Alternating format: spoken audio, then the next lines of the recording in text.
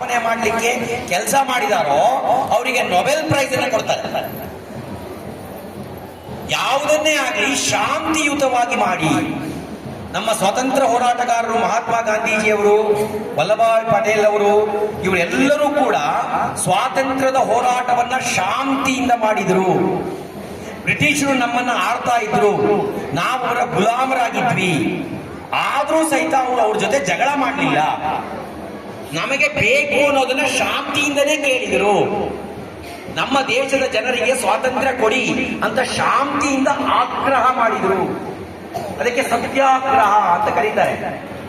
ಹಾಗಾಗಿ ಬ್ರಿಟಿಷರು ಕೂಡ ನಮ್ಮ ಜೊತೆಗೆ ಫ್ರೆಂಡ್ಸ್ ಆಗಿ ಅವ್ರನ್ನ ಕಳಿಸ್ಕೊಟ್ರು. ಮಹಾತ್ಮ ಗಾಂಧಿಯವರ ವಿಶೇಷ ಏನು ಅಂತಂದ್ರೆ ಶತ್ರುವನ್ನು ಕೂಡ ಅವರು ಸನ್ಮಿತ್ರನಾಗಿ ನೋಡ್ತಾ ಇದ್ರು. ಶತ್ರುವಿಗೂ ಸನ್ಮಿತ್ರನಾಗಿರಲು ಕಲಿಸು, ಕಲಿಸು ಗುರುವೇ ಕಲಿಸು, ಕಲಿಸು ಸದ್ಗುರುವೇ ನೀ ಕಲಿಸು.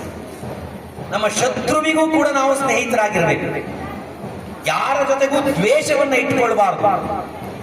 ದ್ವೇಷ ಅನ್ನೋದಿದೆಯಲ್ಲ, ಅದು ಸೈನ್ ಆಫ್ ವೀಕ್ನೆಸ್. ಒಬ್ಬ ದುರ್ಬಲನ ಲಕ್ಷಣ ಏನು ಅಂತ ಕೇಳಿದ್ರೆ ಅವನು ಇನ್ನೊಬ್ಬರನ್ನ ದ್ವೇಷಿಸ್ತಾನೆ. ಎಲ್ಲರನ್ನೂ ಪ್ರೀತಿಸಿ, ಎಂತ ಶತ್ರುವಾದ್ರೂ ಅವನನ್ನ ಪ್ರೀತಿಸಿ. ಈ ಹಂತದಲ್ಲೇ ನೀವು ಆ ಗುಣವನ್ನ ಬೆಳೆಸ್ಕೊಳ್ಬೇಕು. ನಿಮ್ಮ ತರಗತಿನಲ್ಲಿ ಎಲ್ಲ ಮಕ್ಕಳ ಜೊತೆಗೆ ನೀವು ಸ್ನೇಹ ಸೌಹಾರ್ದದಿಂದ ಇರಲೇ ಇರಬೇಕು. ಒಬ್ಬರ ಜೊತೆಗೆ ಒಬ್ರು ಜಗಳ ಮಾಡ್ಕೊಳ್ಳೇಬಾರ್ದು. ಎಲ್ಲರೂ ಒಬ್ರಿಗೊಬ್ರು ಮಾತಾಡ್ಕೊಂಡು ಫ್ರೆಂಡ್ಲಿಯಾಗೇ ಇರಬೇಕು. ಆ ಒಂದು ಪ್ರಮಾಣವನ್ನು ಇವತ್ತು ಮಾಡ್ತೀರಾ? ನೀವು ಮಾಡ್ತೀರಾ? ಮಾಡ್ತೀವಿ ಅಂತ ಹೇಳಿ, ಎಲ್ಲರೂ ಒಟ್ಟಿಗೆ ಮಾಡ್ತೀವಿ ಅಂತ ಹೇಳಿ ಆ ಸಂಕಲ್ಪವನ್ನ ನೀವು ಮಾಡಬೇಕು.